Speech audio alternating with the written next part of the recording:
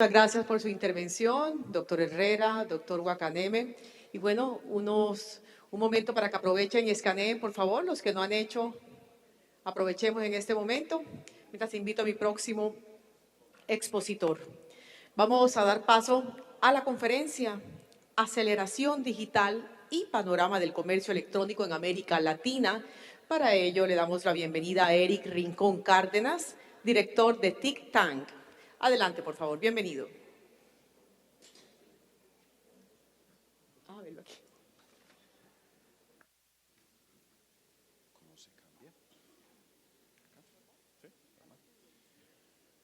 Bueno, muy buenas tardes para todos. Antes que nada, pues un agradecimiento muy especial para la Cámara de Usuarios de Zonas de Francas de la ANDI por la invitación. Hoy de lo que yo voy a hablar es básicamente de la transformación digital en el desarrollo de nuestra actividad y fundamentalmente vamos a hablar también un poco de lo que ocurre con el comercio electrónico. Lo primero que hay que señalar es que cuando estamos hablando de la transformación digital, este es un proceso que realmente no tiene como objetivo la tecnología misma. Es decir, cuando estamos hablando de transformación digital, estamos hablando realmente del uso de la tecnología o de la tecnología como una herramienta, como un instrumento para un cambio cultural que puede ser profundo, para un cambio en el comportamiento de las personas. Un cambio que realmente lo vemos nosotros hoy en día en actividades cotidianas, cuando estamos solicitando un servicio de taxi o cualquier servicio de transporte público, cuando estamos solicitando un domicilio, normalmente lo que hacemos es uso de una aplicación móvil. Y yo, por ejemplo, me acuerdo perfectamente que en 1998, yo estaba en ese momento de novio con la persona que es hoy en día mi esposa y recuerdo el número de Cocorico, 400-111.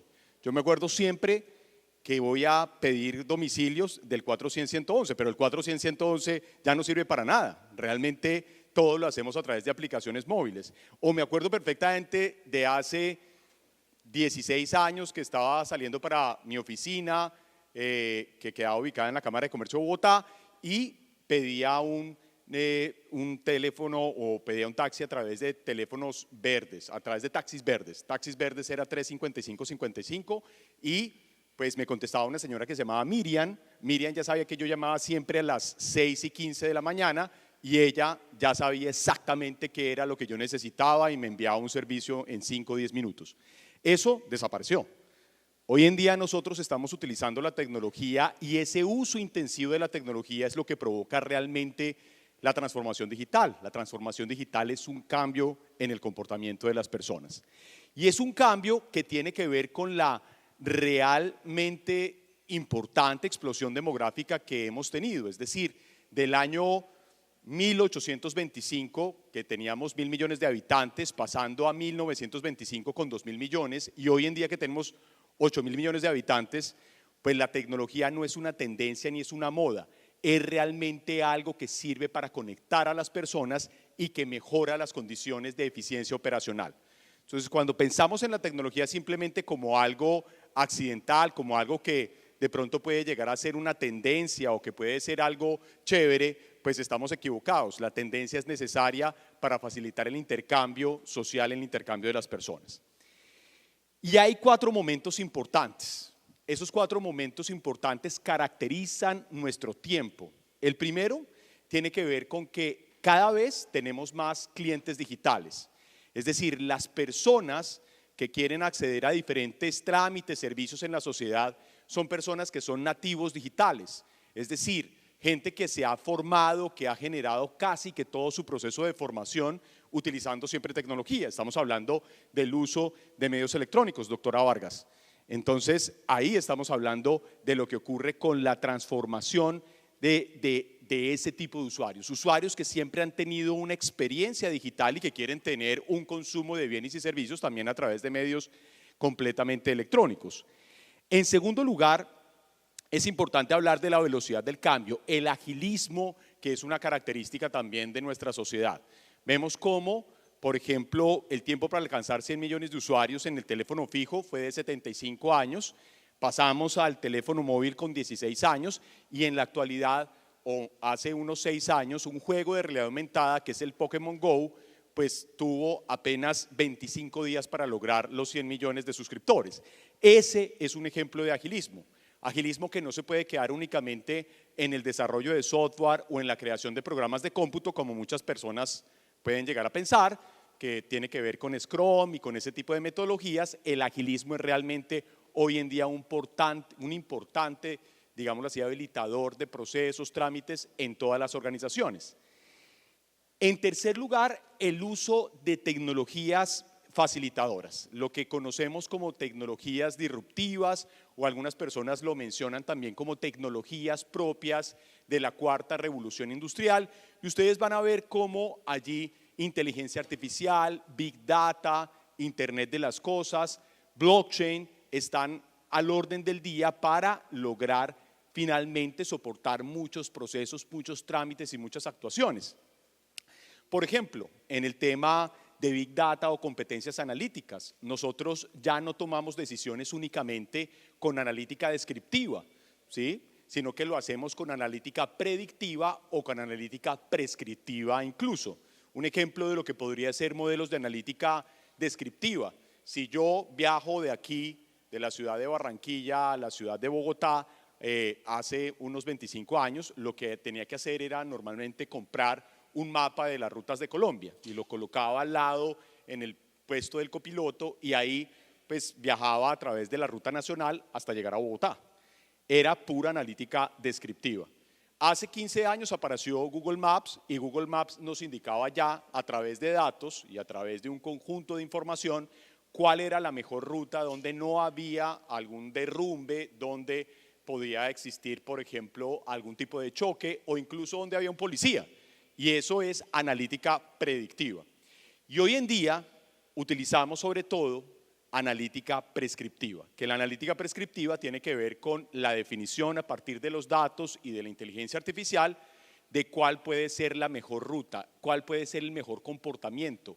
Es decir, la analítica prescriptiva incluso nos define una conducta y es el caso en el ejemplo que estamos dando de Waze. Cuando estamos utilizando Waze, nosotros seguimos exactamente la ruta que nos está proporcionando Waze. No pensamos siquiera en una ruta distinta.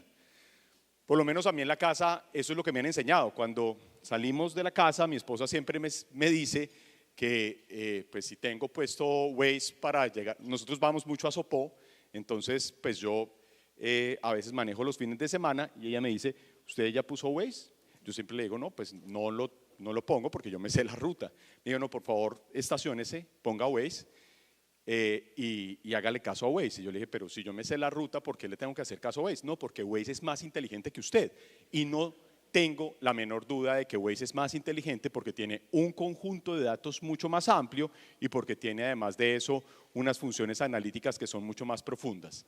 Entonces, cuando estamos hablando del Big Data y de las competencias analíticas en la sociedad, hoy en día la toma de decisiones en muchas organizaciones, la toma de decisiones organizacional tiene que ver con esas competencias analíticas. El tema de la inteligencia artificial que está tan de moda, ¿no?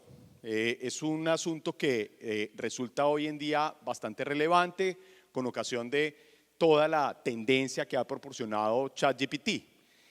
Y claro, la gente está impresionada porque puede haber incluso una sustitución de lo que puede llegar a ser el análisis de una persona, el análisis del pensamiento alrededor del uso de una herramienta tecnológica.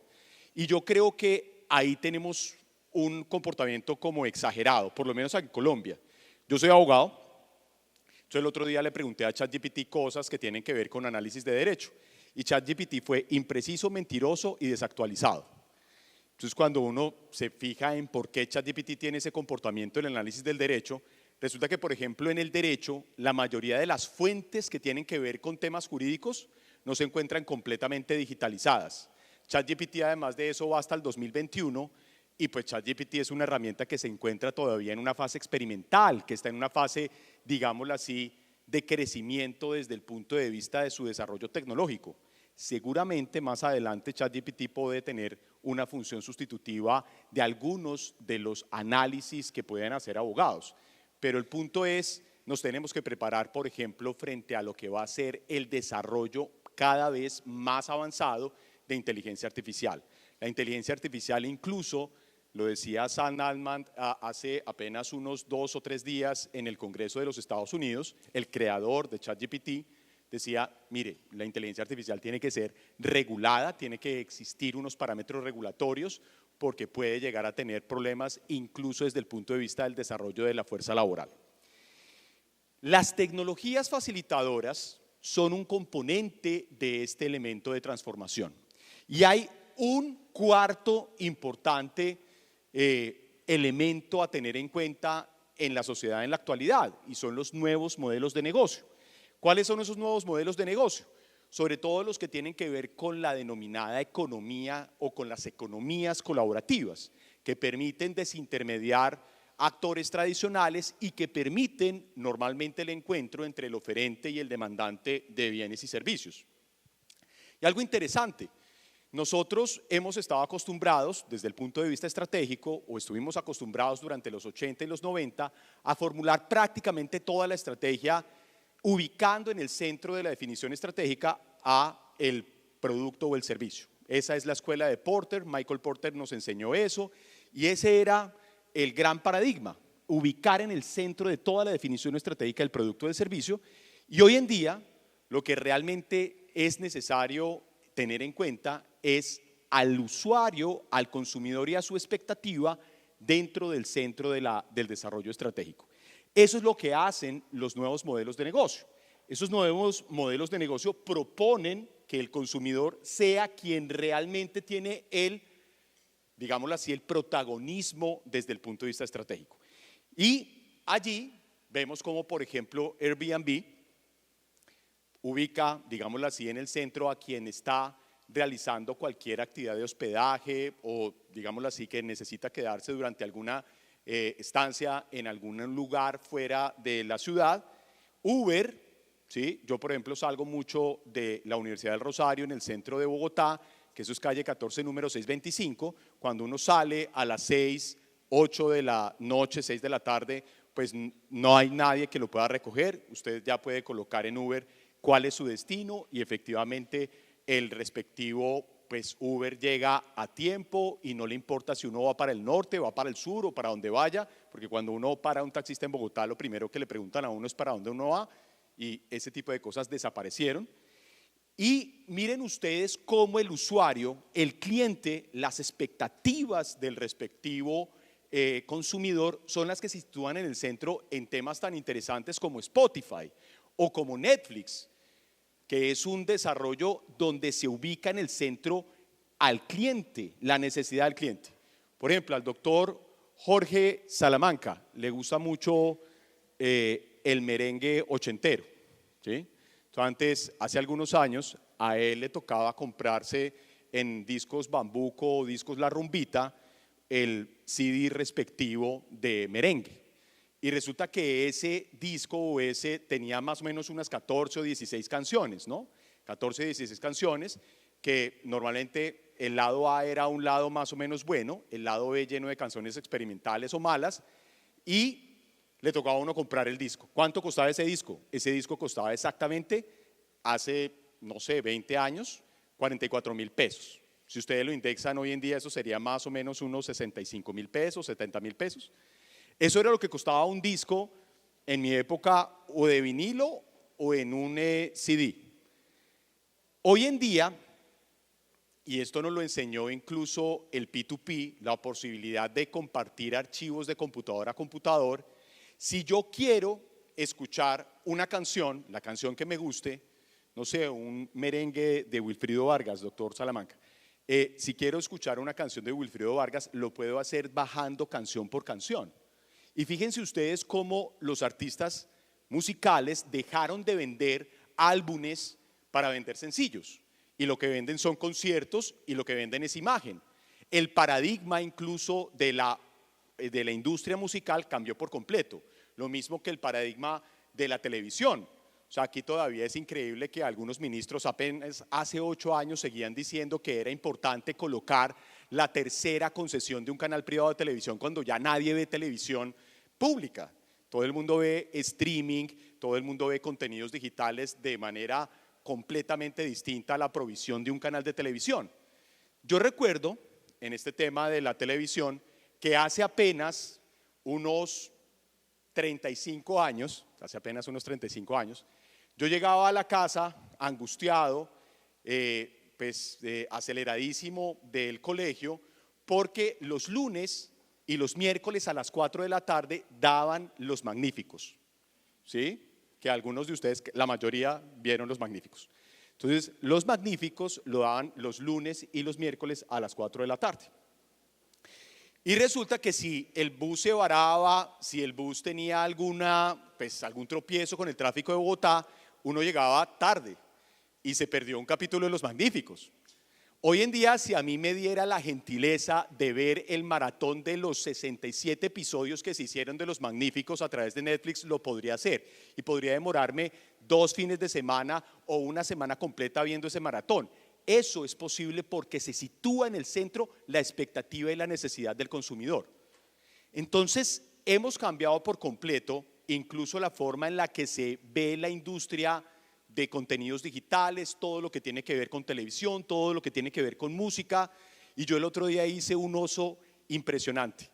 Le dije a mi hijo mayor, que tiene hoy en día 18 años, entonces le dije a mi hijo, Tomás, a mí me gusta muchísimo de la música que tú escuchas, este tipo Manuel Turizo.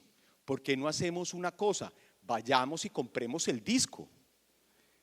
Tomás me decía, papá, por favor, eso dilo acá en el ámbito de la casa, no hagas el oso afuera, porque realmente Manuel Turizo no tiene álbum. Papá, Manuel Turizo lo único que lanza son sencillos. Y yo no lo podía creer, yo decía, pero ¿cómo así un tipo de esos vive Sí, y además de eso, pues un tema aspiracional. Yo le decía a mis hijos, por favor, sean reggaetoneros o sean pues algo de ese estilo que yo quería en estos momentos. Imagínese, doctor Salamanca, en estos momentos Tomás, si hubiera sido reggaetonero, podríamos estar teniendo ya avión privado y todo. Pero el punto es, Tomás decidió ser economista, va a comenzar a estudiar economía y me contó eso de Manuel Turizo. Manuel Turizo no tiene álbumes completos, tiene solamente sencillos. Y ese es un cambio de la forma en la que estamos consumiendo contenidos digitales. Ese cambio es tan importante que las empresas de economía colaborativa y las empresas de tecnología son hoy en día y desde hace más de 10 años las empresas más importantes del mundo. Si ustedes se dan cuenta, hace 20 años PetroChina, Shell, ExxonMobil, hace 20, 25 años eran las empresas que siempre estaban por encima, tenían el liderazgo en el volumen de activos y en la riqueza patrimonial como empresas o organizaciones. Hoy en día ninguna de esas está en el top 10. ¿Quiénes están en el top 10? Pues las empresas que están desarrollando modelos digitales, negocios, donde la tecnología sigue siendo importante. Y la tecnología y el comercio electrónico es importante por una razón. Y es que, fíjense ustedes que también a mí me pasa algo, y es que la explosión demográfica se ve acompañada de algo, y es el mejoramiento de la expectativa de vida de las personas. Es decir, hace 40 años yo escuchaba a mis papás, yo me acuerdo de lo que pasaba hace 40 años en la casa, que decían, no, mire, se murió el tío José del Carmen. ¿Y el tío José del Carmen de cuántos años se murió? 75. Y mi papá decía lo siguiente, una sentencia horrible, decía, ya le tocaba, ya está muy viejito, ya tal vez, pues ya había logrado muchas cosas en la vida, ya. Si hoy en día, nosotros vemos que una persona muere a los 75 años, no, si estaba en su segunda juventud, si es increíble todo lo que proporcionaba, todo lo que daba, ¿no? Eso ocurre básicamente a través de lo que es la expectativa de donde hoy en día perfectamente las personas pueden ir más allá de los 90 años sin ningún problema y obviamente el desarrollo de las actividades comerciales, el desarrollo de la productividad tiene que ubicar a esos segmentos poblacionales. Casi que uno podría definir que la oferta de bienes y servicios va desde los 14 años hasta los 25, de los 25 a los 40, de los 40 a los 55, de los 55 a los 70 y de los 70 en adelante. y todos tienen necesidades de interacción comercial. Entonces, ¿qué es la transformación digital? La transformación digital realmente tiene que ver con lo que ustedes ven en pantalla. Por un lado, es un plan que debe ser distinto para cada tipo de organización. Es decir, ahí no vale que yo sitúe entonces el programa de transformación digital de Ecopetrol y trate de copiarlo. Es necesario reconocer las particularidades y reconocer las diferencias que tiene cada una de las empresas, cada una de las organizaciones. Y tiene una pretensión: uno, cambiar o rediseñar los modelos de negocio, transformando los modelos operacionales, optimizando los procesos y transformando puestos de trabajo e infraestructuras. Hace algunos años yo hablaba de transformación digital en el sector defensa y se me acercó el secretario general del ministerio y me dijo: Eric, ¿usted de qué está hablando?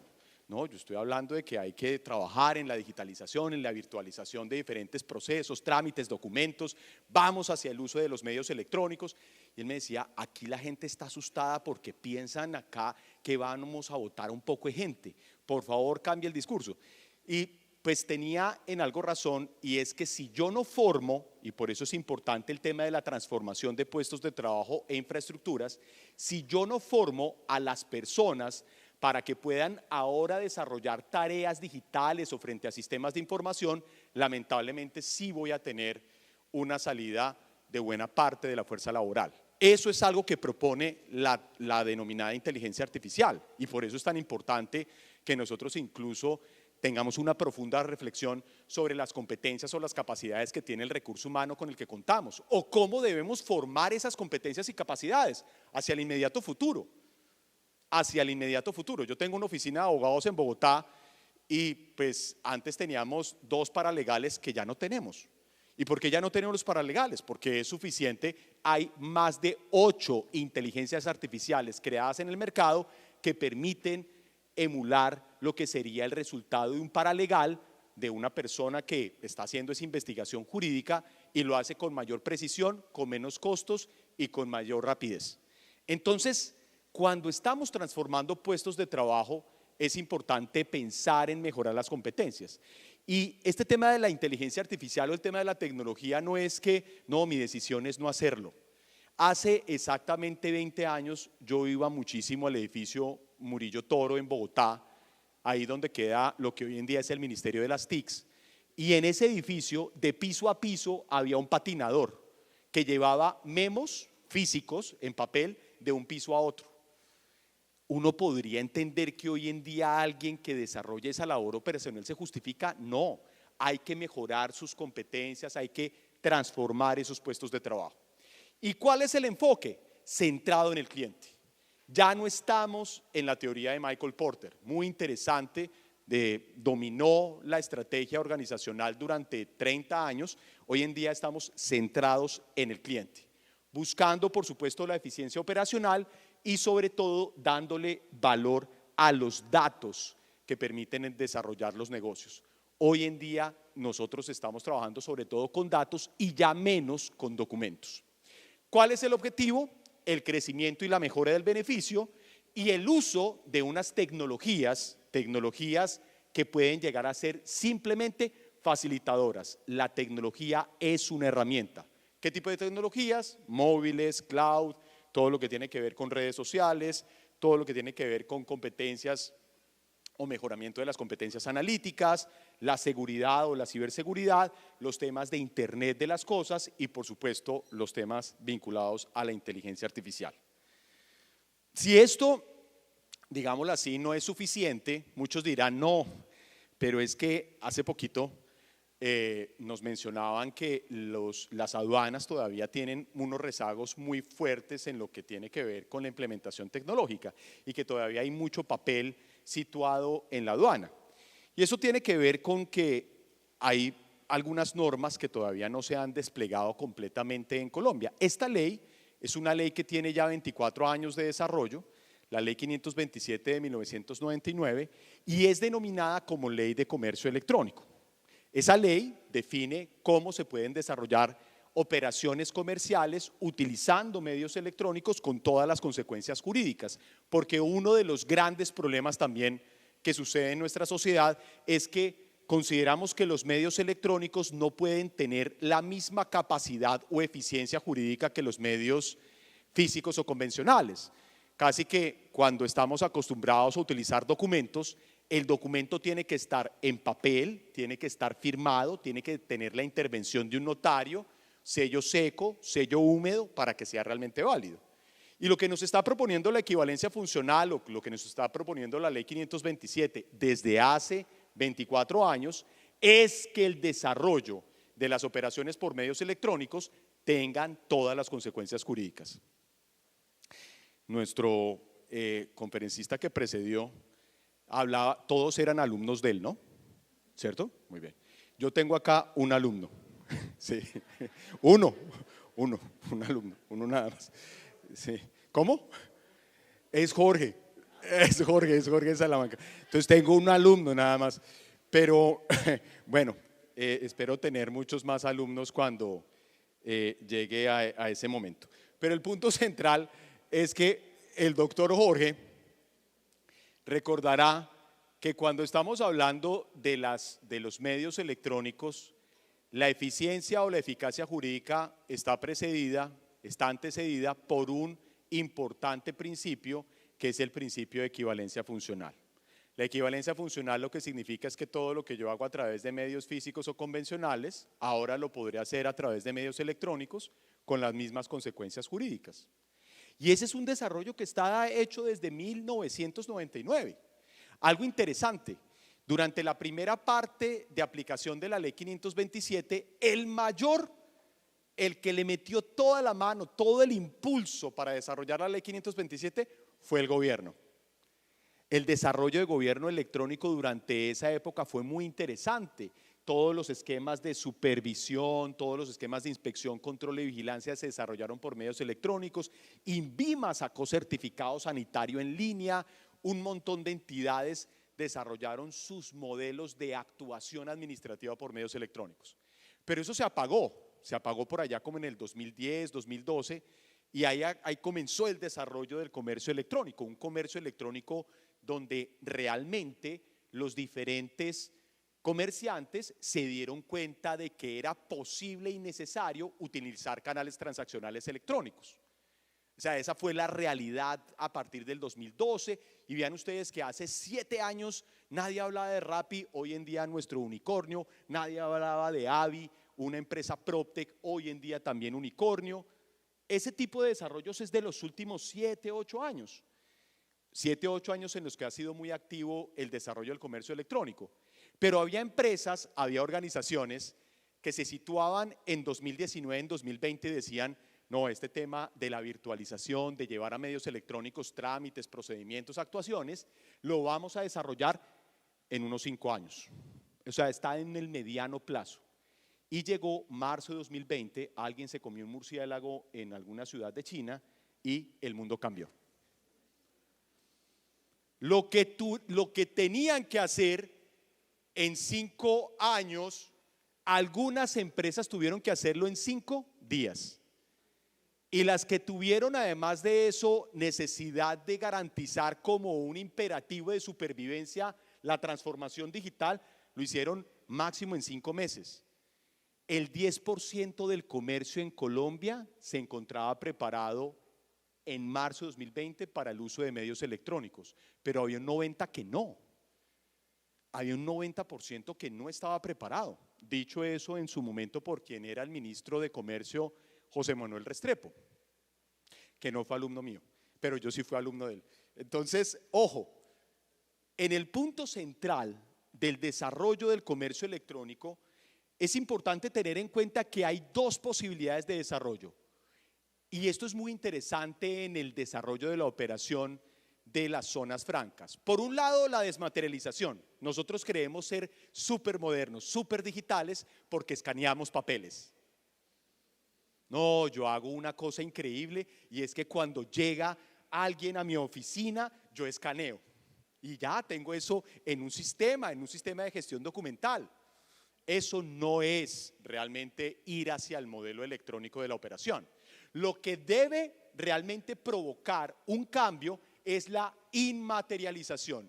¿Qué es inmaterializar? Es tomar un flujo documental que era físico y llevarlo a un modelo completamente electrónico, donde no existe impresión. ¿Cómo se hace posible la inmaterialización en una organización? Así de sencillo. Bueno, no es tan sencillo, pero así. Uno, se toma el proceso físico. Es decir, todos los procesos que ustedes tienen en su organización, todos ustedes son muy serios, muy organizados, todos tienen departamentos de planeación, oficinas de organización y métodos, en fin, todos tienen flujogramas de su operación. A partir de ese flujograma, cada uno de los cuadritos que se encuentra en ese flujograma es un paso.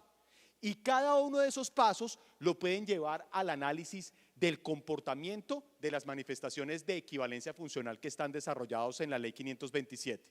Es decir, pueden saber si ese puede ser un documento electrónico, un trámite electrónico, desde el punto de vista jurídico. Cuando ya el tema jurídico está resuelto, hay que trabajar el tema desde la perspectiva tecnológica, y es crear mi flujo electrónico a partir de una arquitectura tecnológica y de un sistema de información. No que el sistema de digitalización que debemos tener en la organización cuesta en una última cotización $5 millones. ¿Cuánto vende usted al año? 2 millones. No le puede costar a usted más el collar que el perro. Tiene usted que tener algo que parta de su arquitectura tecnológica y de sus sistemas de información con 3 mantras que son fundamentales, que son principios rectores de la virtualización. Uno, automatizar, es decir, consumir de manera inteligente los datos. Antes, para solicitar un producto o un crédito de consumo, ustedes tenían que diligenciar 7 documentos distintos: formulario de solicitud de crédito, contrato, adicionalmente la autorización de datos personales, autorización del buró de crédito, seguro, pagaré y carta de instrucciones. 7 documentos donde le pedían exactamente la misma información. 7 documentos que era como llenar una plana, porque uno tenía que nombre, apellido, firma, además de eso, huella, dirección, teléfono, todo lo mismo. Hoy en día, un crédito de consumo en algunos de los bancos nacionales o en empresas fintech se demora exactamente 8 a 10 minutos. ¿Por qué? Porque la fricción con el usuario en la captura de los datos es una sola. Ya no le solicito 7 veces lo mismo, lo hago a través de un proceso automatizado. Eso es automatización. Y esa automatización operacional es lo que uno quisiera hacer en un trámite de importación o exportación, ¿cierto? Sin llenar tantos formularios. Porque aquí a veces se ha creído, no, somos súper digitales, somos súper electrónicos. Y es que todo lo tenemos en la página web de la organización, y lo que hacemos es, tenemos el formato en papel y montamos el PDF. No, mire que está ahí todo en PDF, para que eso no es consumo inteligente de la información. En segundo lugar, racionalizar, hacerlo en los menos pasos posibles, y eso estimula el uso de los medios electrónicos también. Yo en una cámara de comercio el otro día analizaba un trámite que antes tenía 10 pasos y ahora tiene apenas 16, es decir, no hicieron nada. Y en tercer lugar, simplificar, hacerlo sencillo. El genio de la simplificación, Steve Jobs, el señor dijo, cualquier producto Apple que se cree en esta organización no puede tener un manual de instrucciones. Las cosas que se den de manera digital deben ser intuitivas, que no pase eso que siempre decimos, uy, no lo hagamos electrónico porque ¿qué va a pasar? Esa gente que casi todos nuestros usuarios tienen más de 50 años y esos no son nativos digitales, pero este poco de viejos no son capaces de utilizar la tecnología. Y eso no es cierto. Eso no es cierto. Lo que pasa es que la tecnología está mal diseñada. Eso nos lo mostró Steve Jobs. La tecnología debe ser intuitiva, fácil de utilizar. Y finalmente, un análisis de riesgos. Es decir, en el uso de los medios electrónicos debe hacerse un análisis de riesgos. Cómo se comporta el riesgo de suplantación, cómo se comporta el riesgo de alteración de la información electrónica, la ausencia de disponibilidad, la ausencia de confidencialidad, que básicamente tiene un análisis de probabilidad versus impacto para saber qué medida tecnológica utilizo. Desarrollarlo por medios electrónicos es muy interesante. Yo no les voy a enseñar acá qué es comercio, ni qué es comercio electrónico, pero porque pues eso lo saben ustedes. Pero el punto es el comercio electrónico al interior de una organización comienza en los procesos del back office y del middle office, no solamente en tener una bonita página web, tiene que ver con cómo lo hago yo hacia adentro.